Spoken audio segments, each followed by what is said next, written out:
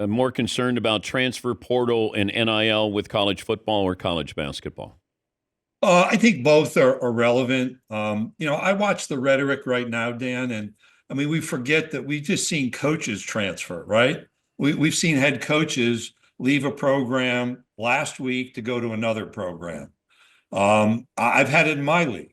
I've had it in my league a year ago, where a coach leaves program A in the SEC to go to program B. That's reality. The commentary about young people doing the same thing needs to be in the context that the adults have that advantage. Now, there needs to be an orderly process. So when you watch coaches move, it's a pretty tight time frame. There are anomalies to that. And I think we need to tighten up the time frame.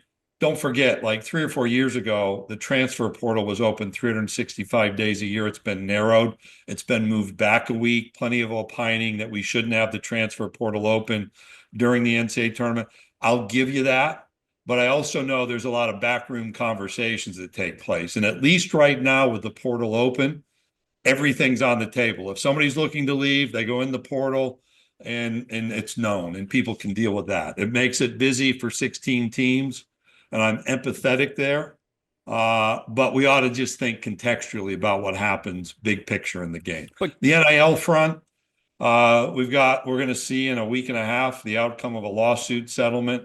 And whether that provides meaningful oversight of third-party name, image, and likeness activity. It can be a much healthier environment. What if we cap the number of transfer portal players that you can bring in? I'm just trying to, everybody, says we have a problem. I just haven't heard solutions here of how can we make this better for all involved?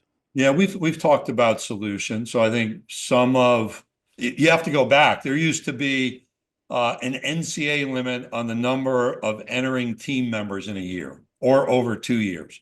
The basketball community really ended up railing against that. Miles Brand was the president when that came in. We could go right back to that and create some continuity. I do think you have to remember that we have had attorneys general in states file lawsuits over transfer policies, even common sense transfer policies. We also have to remember the NCAA has a habit of being asked for waivers and granting waivers, which I think magnifies the problem. So if we came to a point where he said, hey, the rules are the rules, here's the time frame you can engage in certain behavior, and there are no waivers, and there are no lawsuits out of those waivers, that'd be idyllic for us compared to where we are now.